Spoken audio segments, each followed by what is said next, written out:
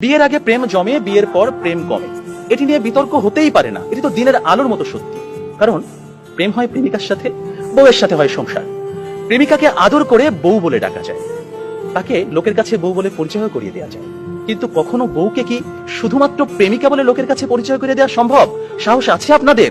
সর্বনাশ হয়ে যাবে, ভাত বন্ধ হয়ে যাবে। সুতরাং বিয়ে নামক একটি ঘটনার পর প্রেমিকাই থাকে না। যেখানে প্রেমিকাই থাকে না, সেখানে প্রেম জমবে কিভাবে? সেখানে প্রেম কমবে, প্রেম হারিয়ে যাবে। আবার প্রেমিকের দেয়া 2 পয়সার আলতা, কাঁচের চুড়ি কিংবা সস্তায় কেনা শাড়ি, এগুলো প্রেমের সময় প্রেমিকার কাছে থাকে আদরের, থাকে ভালোবাসার, থাকে যত্নের। কিন্তু বিয়ের পর বউয়ের কাছে এগুলো হয়ে যায় চোখের বিষ। একজন সত্যিকারের প্রেমিকের প্রেমের উপন্যাসে বিয়েই কখনো শেষ পৃষ্ঠা হয় না। কারণ তারা জানে কোনো প্রেম না পাওয়াতেই পূর্ণতা খুঁজে পায়।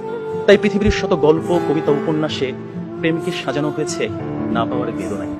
আর এজন্যই প্রেমটা আসলে বিয়ের আগেই, অর্থাৎ না পাওয়াতেই জমে। তাই অবশেষে আমি বলতে চাই, আমি যদি তোমাকে পাই তাহলে বিয়ের পর আমি হয়ে যাব দায়িত্বশীল পুরুষ।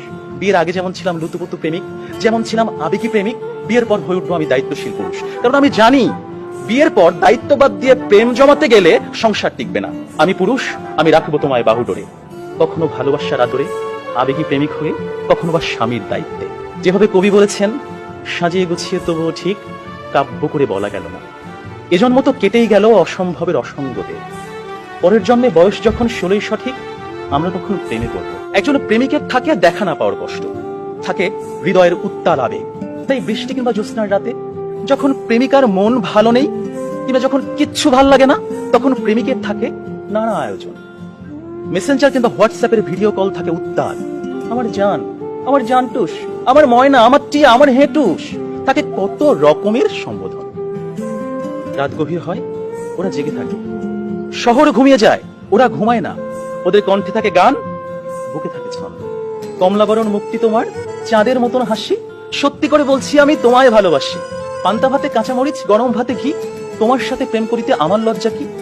অথচ বিয়ের পর হাজারো হিসেবের ভিড়ে পদ্য, কবিতা, ছন্দ সব যায় উড়ে।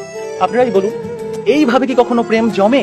বিয়ে নামক একটা ঠুনকো শব্দ কখনোই কিন্তু প্রেমের বিশালতায় বাধা হতে পারে না। বরং প্রেম হচ্ছে সেই অস্তিত্ব যেখানে প্রেমিক মন জানে, জন্ম জন্মান্তরে তুমি আমার। তোমার সাথে আমার বিয়ে হোক আর না হোক, তুমি আমারই ছিলে, আমারই থাকবে। হুমায়ুন আহমেদ বলেছেন, যে প্রেম যত গোপন, সেই প্রেম তত গভীর। কোনো এক বসন্তের বিকেলে সবাইকে ফাঁকি দিয়ে দুজনে 2 টাকার বাদাম, 1 ঠোঙ্গা ঝালমুড়ি, কিংবা কোনো একটা নির্জন কফি শপে 2 কাপ কফি, বুকে দুরু দুরু হয়, কফির ধোঁয়ায় ধোঁয়ায় প্রেম জমে কি।